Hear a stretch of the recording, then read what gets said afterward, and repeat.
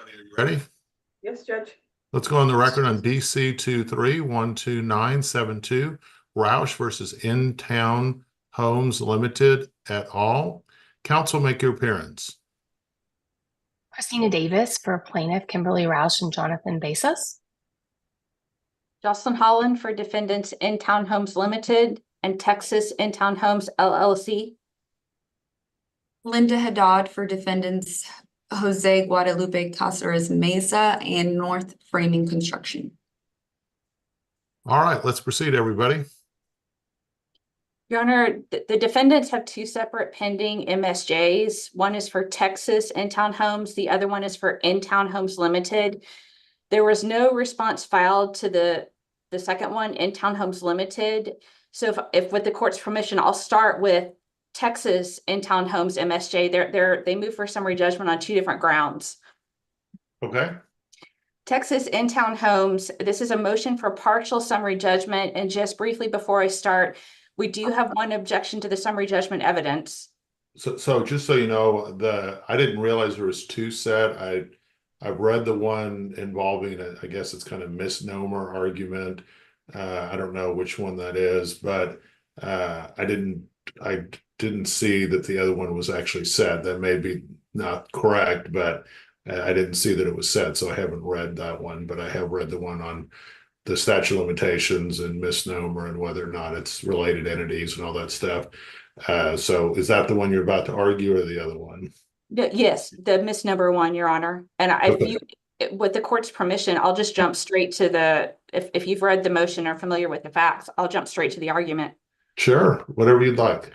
Okay, well, so I think, you know, at the end of the day, whether we count limitations from the time of the fall that happened with these stairs, which was August of 2021, or we count it from the time that the plaintiffs were alerted to the fact that there was a permitting issue from the city of Irving. Either way, the negligence claims were filed more than 2 years after limitations. And so there would still be breach of contract claims that are pending. So turning to the misnomer, misidentification argument, I think the contention there, and Your Honor, is that so you've got two entities, very similar names, Texas In-Town Homes LLC, and then In-Town Homes, Ltd. And may I share my screen with the court? You may. Thank you, Judge. So I did have a question after reading the briefing. Yes, Your Honor. Which wasn't entirely clear to me. Maybe I missed this. So when you answered disclosures, did you identify the other entity name as a proper defendant in response to disclosures? We did, Your Honor. Okay. All right. So when I share my screen here, let me just take the court through. This was the buyer construction expectations that the plaintiff signed. It's signed by Texas In-Town Homes. And then this is the new home contract that he signed for this townhome where I guess it's his significant other fell. Texas In-Town Homes LLC is the seller. This is the Builder Express Limited Warranty. He signed that. It's Texas In-Town Homes. This is the Express Limited Warranty. It's got the In-Town Homes logo on it, but it says Texas In-Town Homes LLCs. He signed it. This is pages within that warranty. The builder is identified as Texas In-Town Homes LLC. He signed it. This is, I believe this is the general warranty deed. The grantor is identified as Texas In-Town Homes. This is filed in the real property records. And then what exactly is the relationship between this entity and the entity that was actually sued within the statute of limitations? There isn't one, Your Honor. There's no parent subsidiary relationship. If you go far enough up the chain of ownership, you will find overlap in who the owners are between the two entities. But they are not parent subsidiary. They are not affiliated. And a search on the Secretary of State's website is going to show you that.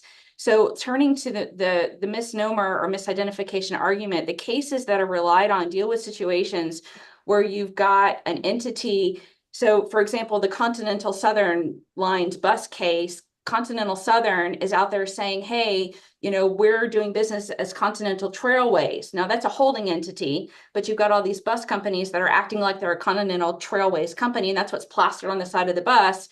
The actual name is towards the back in small letters. The plaintiff doesn't see that. She just sees Continental Trailways.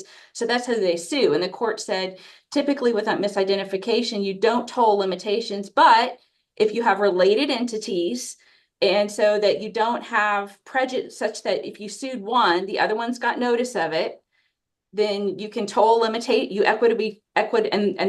equitably toll limitations as to the one that wasn't sued. And that's the argument that's being made here. And it's our contention that every single legal document, every single document they got period from us from the very beginning has said nothing but Texas In-Town Homes LLC on it. We've got legally binding contracts that have that name on it. We've got a general warranty deed that has that name on it. And then Your Honor, I'll show you, this is the city of Irving's inspection report. I pulled this off their website. You don't have to have a login. This is a public record. It identifies Texas In-Town Homes as the owner. They were the general contractor. And then, let me come back to that. So this is a letter. This is part of the plaintiff's summary judgment evidence. And this was a pre-suit. There was a demand or a claim that was sent over to people at In-Town Homes, and they get a response back from an attorney. And this is the only correspondence that plaintiff's counsel had with an attorney pre-suit. And when he responds to the demand, he says, this letter is sent on behalf of Texas In-Town Homes LLC, the builder. So the only correspondence they have pre-suit, that the attorney that they have with an attorney, the attorney identifies Texas In-Town Homes LLC. Now, I think what the court is going to hear is that, well, and let me back up here on my slide. We had this correspondence here with this. Now, this is back in October when the plaintiffs are notified that there's a problem. This is Edgar Garcia. He says, I work with In-Town Homes here at Las Colinas, and I'm letting you know that you have, you know, an inspection problem. So there's this correspondence right here. And then there's also a letter, and I can show that to the court. It's So part of let me ask this. So about the disclosure issue I asked about earlier, you had indicated that you responded to disclosures. So according to the plaintiff, there was a delay, and I'm not fussing with you, but personally, but your client, there had been a delay. They didn't file a timely answer. Is that correct? That's correct, Your Honor. And then they waited a while to answer discovery. Is that correct? That's correct, Your Honor. And then in the original disclosures, were those disclosures filed within the statute of limitations, where it identified another party, or after the statute of limitations had run? No, Your Honor, they were filed after. And so, but I think we have to talk about when limitations ran. So that Ms. Roush falls on August 24th, 2021.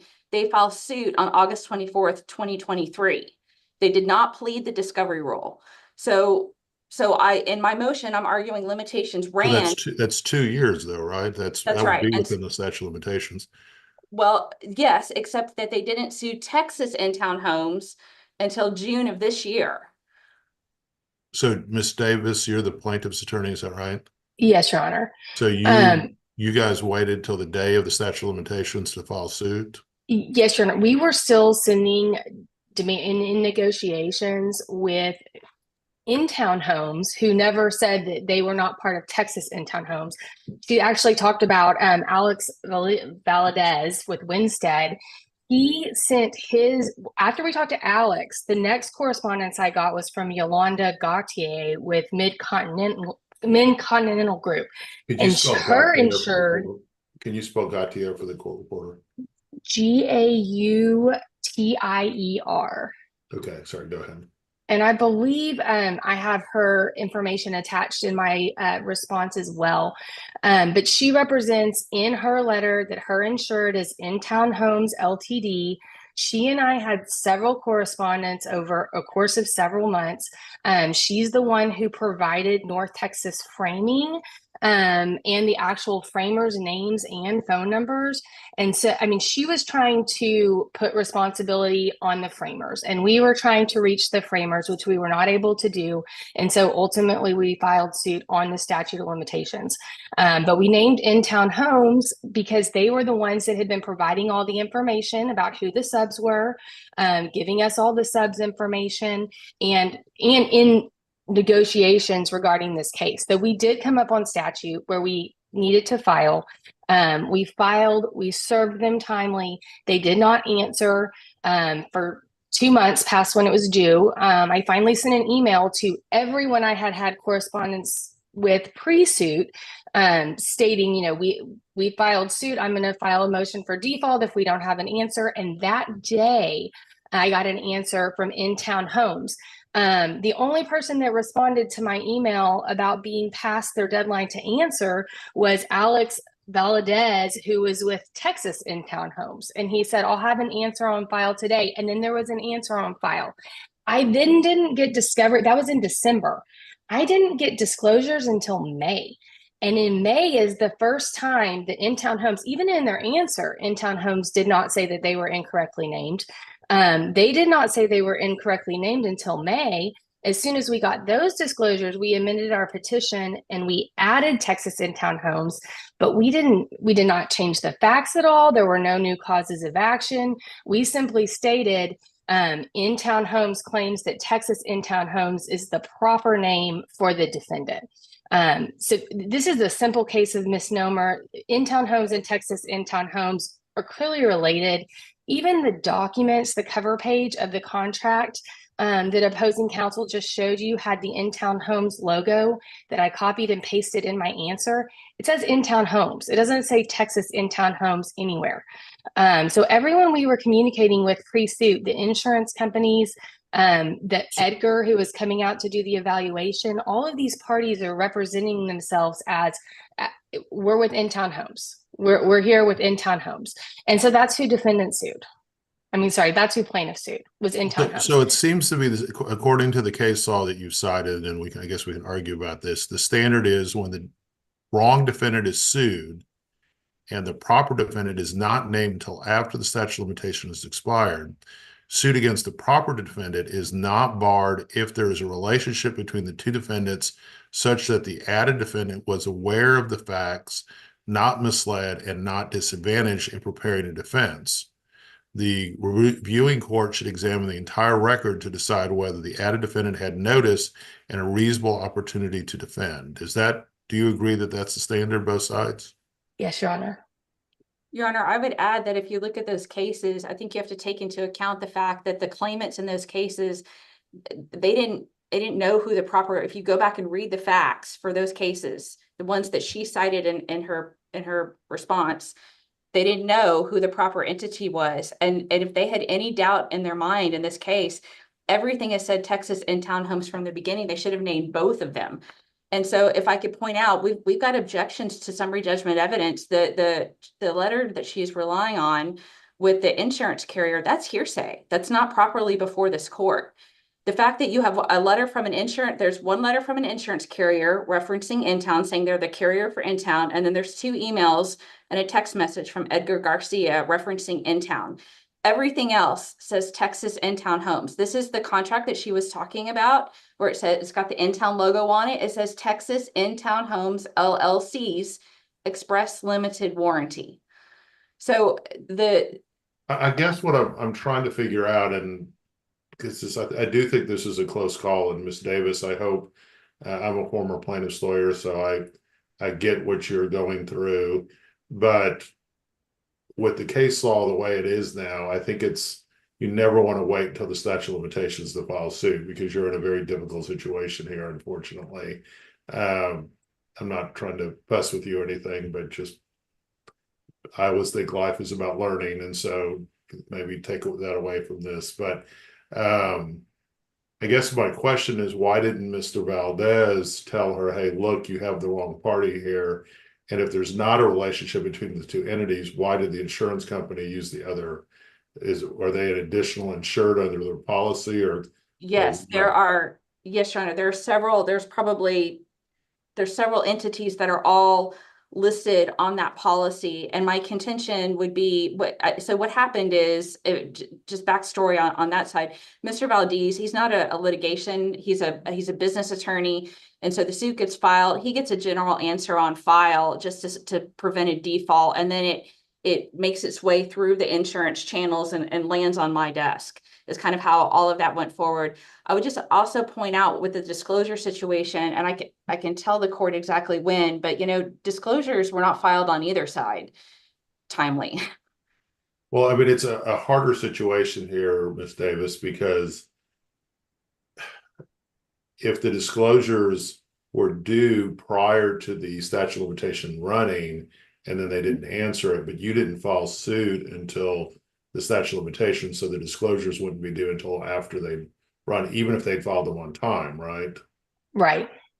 I mean, That's true. I mean, our argument is that In-Town Homes is a huge company with a bunch of subsidiaries, and they're hiding behind different names. I mean, everyone was aware of this suit the day that it was filed. They're using the same counsel. They have the same insurance company. This is essentially the same company broken down in a bunch of subsidiaries, and everybody that we were talking to that was familiar with this claim pre-suit was In-Town Homes. So, I mean, I think it's a very... Ms. Holland, how was your client disadvantaged by the fact that they weren't added to the suit until after the statute of limitations? Because they would have had the same, let's say they both had been filed. Right. They'd sued both of them. You would have represented both of them anyway, right? That's correct, Your Honor. And so how were they disadvantaged? Right. So 2 quick points. Number one, there was no hiding behind the log. Texas In-Town Homes is on everything. But as far as the disadvantage argument goes, so suit gets filed against In-Town Homes. In-Town Homes they were not a builder. They weren't a seller. They had nothing to do with this. And so they send a tender over to North Framing Construction. Well, North Framing Construction has a contract with Texas In-Town Homes. They don't have a contract with In-Town Homes Limited. And so In-Town Homes Limited they send a tender over, North Framing Construction ignores it. They don't have it, there's no contract there.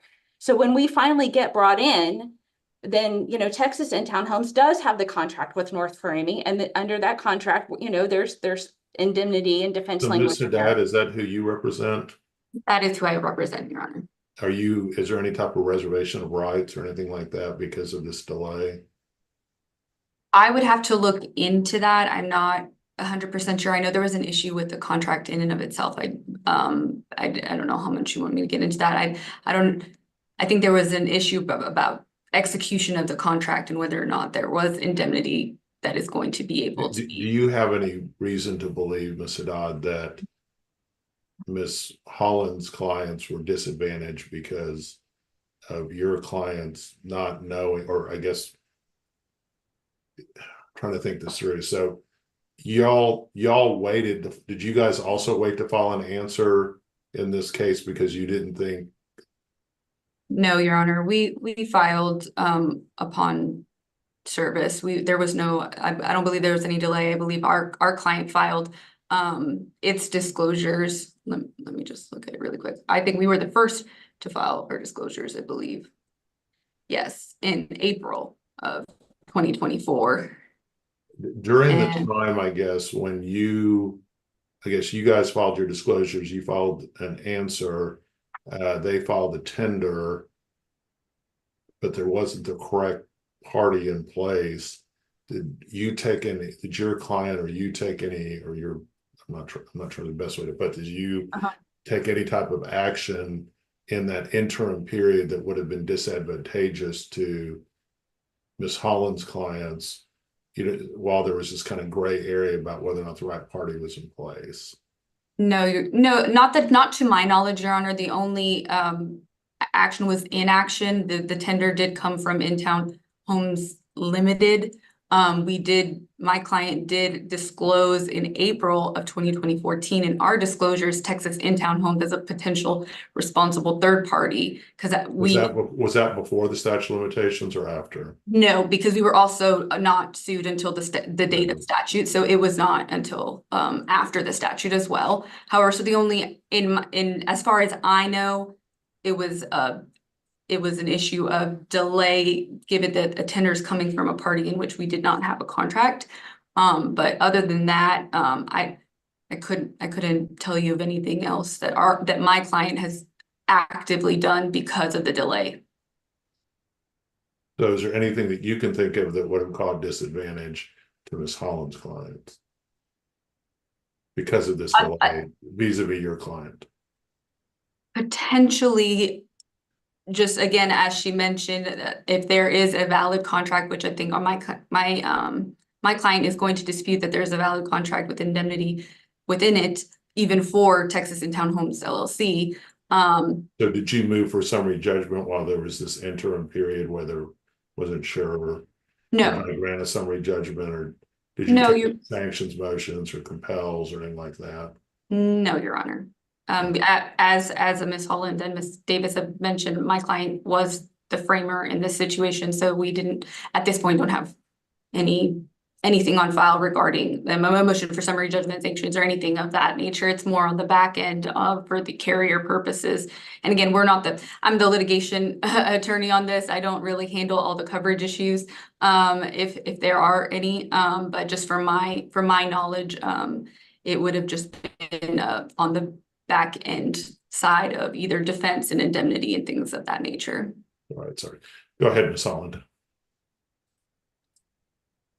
Oh, Your Honor, I I'm just think. trying to figure out what the disadvantage was to your client Oh, and okay. caused by this delay. I'm sorry if I wasn't clear.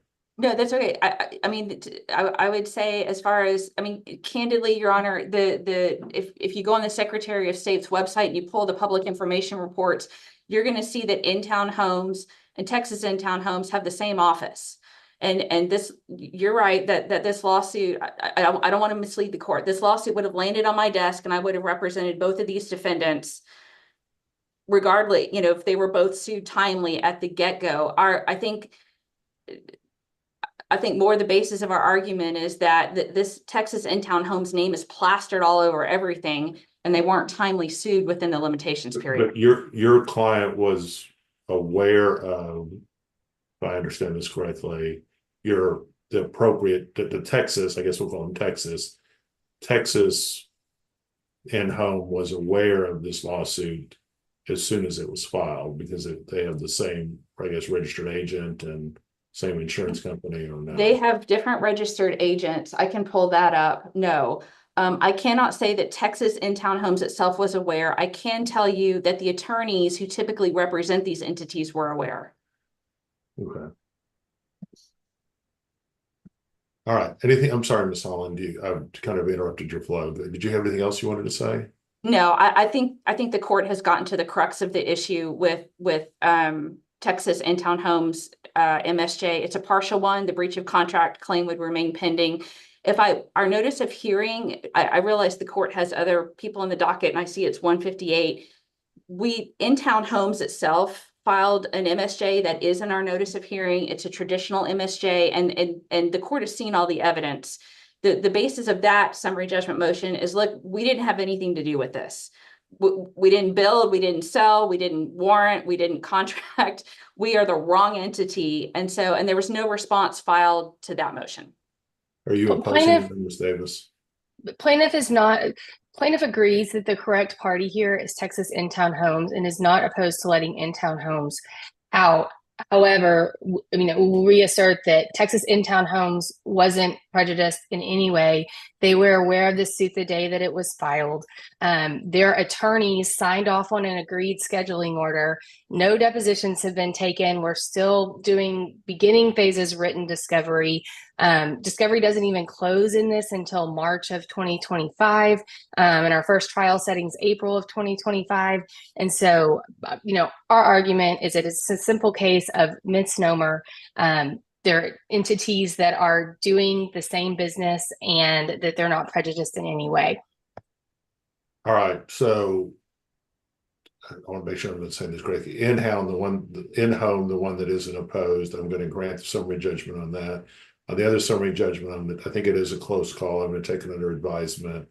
I'll try to get you a decision the next month or so. Have y'all been to mediation already? No. Have y'all picked a mediator?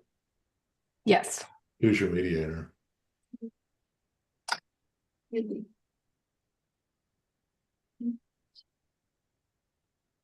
Adam LaCrone. Excellent mediator. I've been in situations like this. Would it be sometimes it's helpful to have a summary judgment pending like this? Would that be helpful to go to mediation now before I rule on this, or does that really make a difference, Ms. Holland? I would have to check with I mean, I'm happy to report back to the court and to opposing counsel. I'd have to check with my client and ask them if they're if they're willing to go to mediation at this point. Of course, if the court orders it, then No, I'll take this under advisement. I'll try to get you an answer in the next 30 days. I would encourage you both to think about sometimes when there's risk on both sides that it helps the settlement process. So it might be a good time to go to mediation, but I'm not going to, pound my fist and say you have to go or anything. So right now, but I did want to compliment both sides on your briefing. I thought you guys both did a very good job. And Ms. Davis, I'd advise your firm to be careful about this because I've seen this dynamic before and it creates problems like this. So but I see how these things happen. So I'll get you an answer within the month. Did you give me an order on the other summary judgment? I didn't see it. we did, Your Honor, but I'm happy to email one. What day did you file it, and I can sign it right now? We filed it. July 29th. What'd you say? July 29th. They were both filed, I think, the same day. Let me make sure I signed the right one. Let's see. I think it was filed July 30th. Oh, I'm sorry. My assistant. She might- I don't see an order on the 30th. I only see orders on the 20th. Oh, no, you're right. Okay. On the 30th. Let me see. Just says proposed order. Let me pull it up real quick so you can take a look at it. I want to make sure I signed the right one.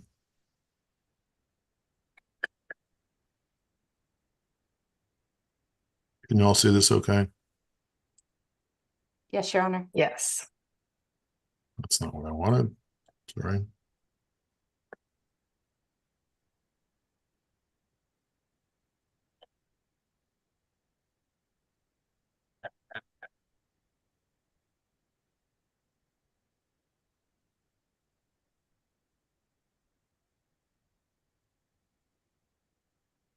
Is this the correct one? Can you see it? Let me try again.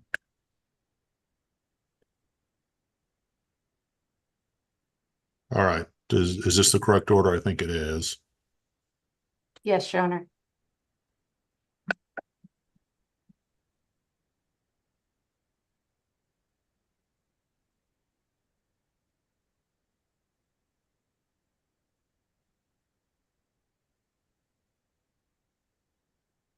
Oh, Your Honor, the one for in-town, okay. It's a partial, right? Well, the one for in-town homes would completely dismiss in-town homes. The summary judgment for Texas in-town homes is the partial one because it would leave the breach of contract claims pending. I'm going to still call it partial, so because if you don't do partial, the clerks will close the case. So Oh, okay. I just want to make it as clear as possible that they shouldn't do that.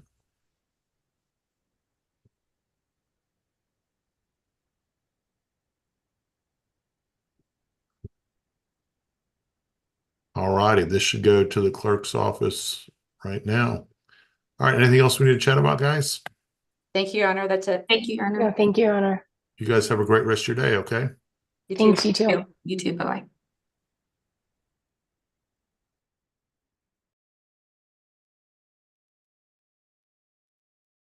All right. Is anyone here on the Magnus versus Roy Shar case? Yes, Yeah. Your Honor.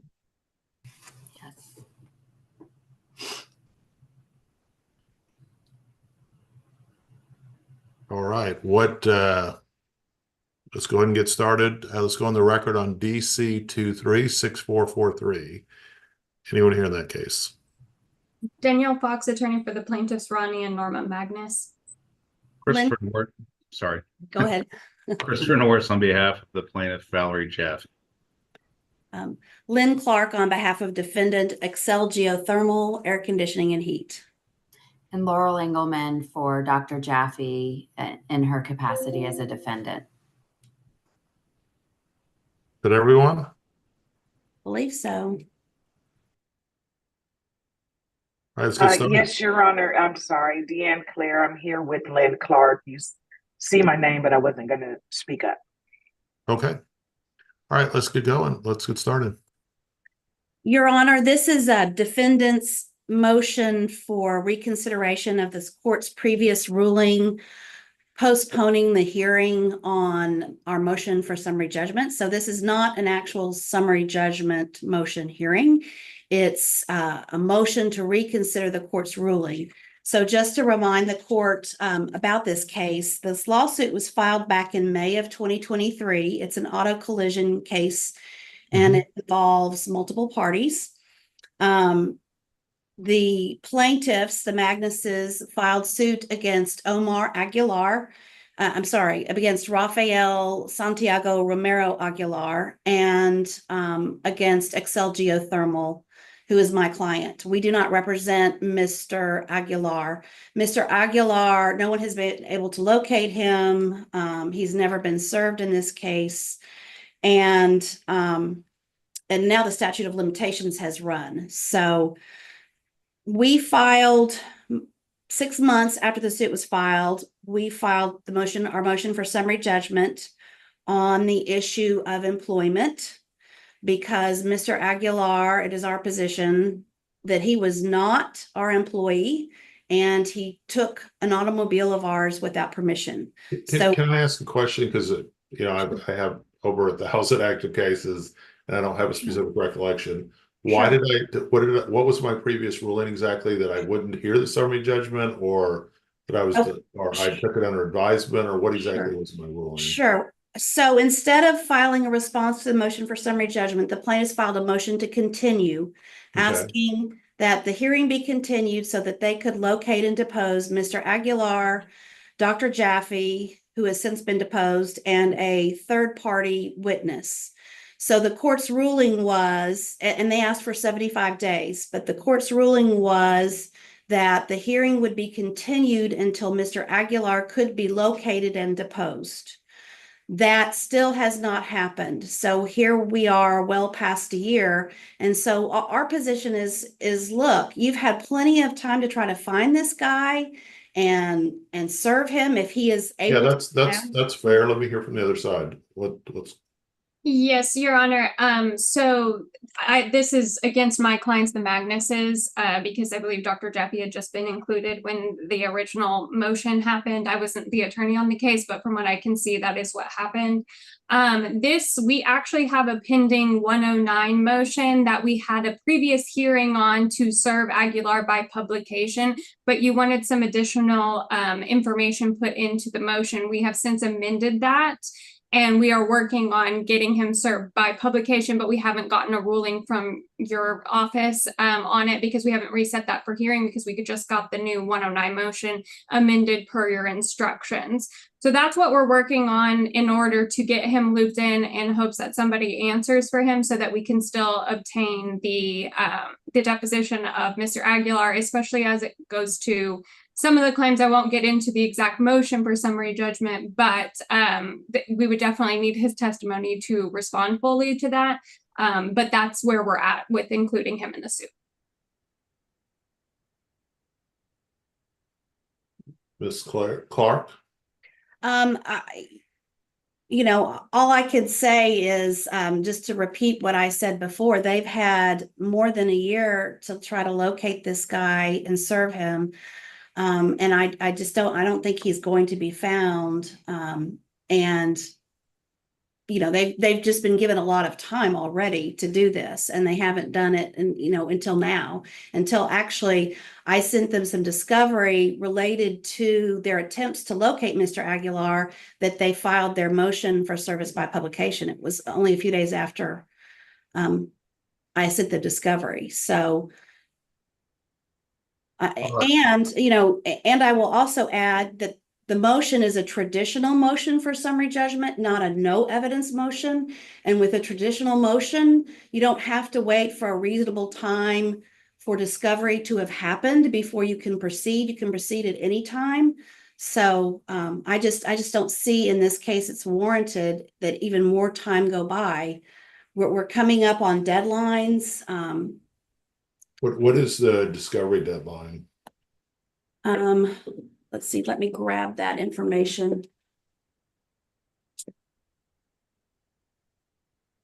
The discovery deadline is May. Never mind, that's the old discovery deadline. Let's see. Our trial date is February 18th, 2025, so I would imagine it's January 18th. It says here January 17th. And I would rather this hearing move forward sooner rather than later. No, that makes sense. Why don't we, Rhonda, are you there? Yes, Judge, I'm here. So I want to reset this. What was the date the summary judgment was filed? It was filed November 28th of 23.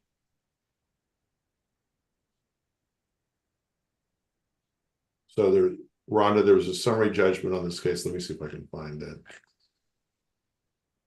November 28th to 23 is what you said, okay.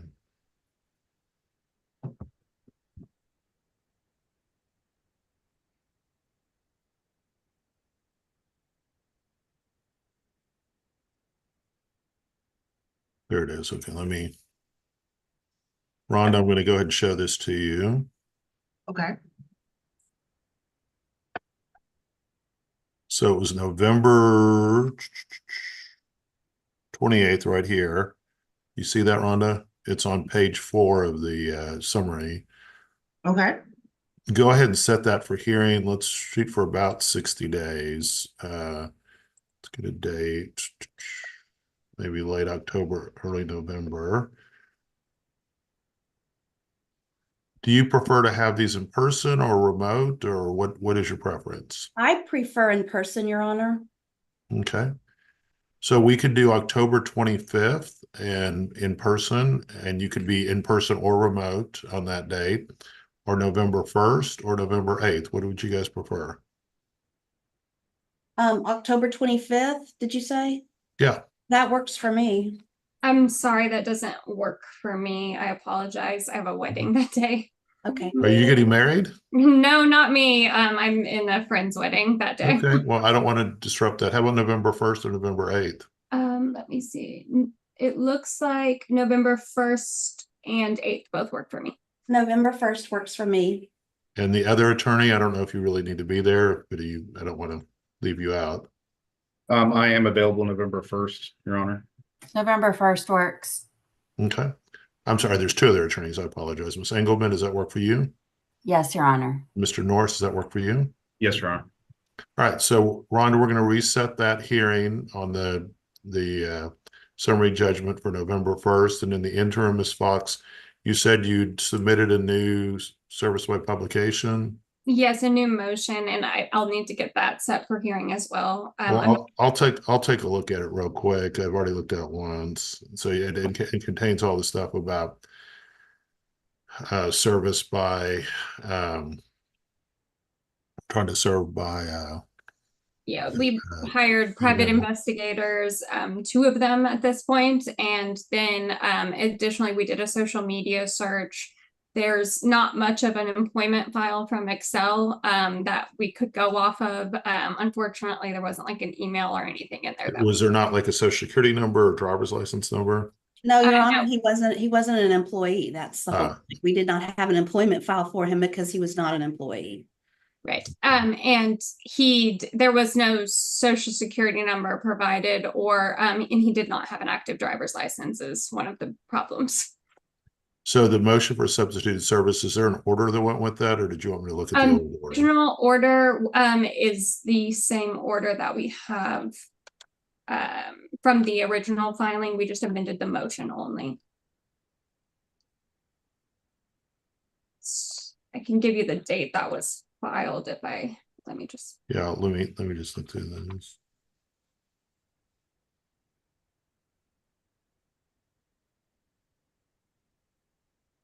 And there was no email address that you had for this guy? No, Your Honor. He was an independent contractor. We had a phone number for him and that was it. And we did have an address for him. And we've given all that information, everything we had for him. That address has been attempted. Unfortunately, it came up. Very good. So Yeah. what day did you file the original order on this? Let me go to, I'm not finding it in my emails. Let me. It looks like June 28th, Your Honor. Let me just go to that sign so we can move that forward. June 28th of this year. Yes, Your Honor. I don't see a June 27th, maybe. Yes, I'm sorry, it was uploaded to my file on the 28th, so it must have been 27th.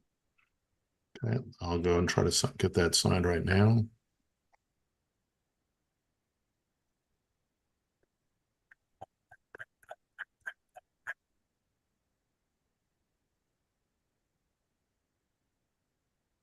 I'm going to show you. I don't know if you'll be able to see this. Let me.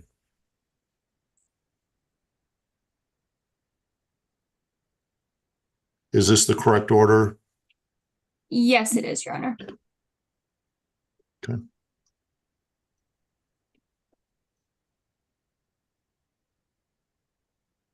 Just to be clear here, we'll just put this. All righty, guys. Anything else that we need to chat about today? Your Honor, what time is the hearing on? Oh, good question. Are you guys local or are you coming in from out of town? I'm I'm local as well, Your Honor. Local. Local. Okay. Do you want to shoot for 9 o'clock or would you prefer a little bit later? whatever works for everybody else. 9 a.m. works for us. I mean, whatever time I'm available all that day. So If we could do it at 10 or after, that would work for my drop off kids schedule. Totally okay. Let's do 10 o'clock. Does that work okay? mhm. Perfect. Thank you, Your Honor. All right, guys. You guys, anything else we need to chat about? I don't think so. There's a Deanne Claire here. Is she with y'all or somebody else? She is with my firm, Your Honor. Okay. She Great. just wanted to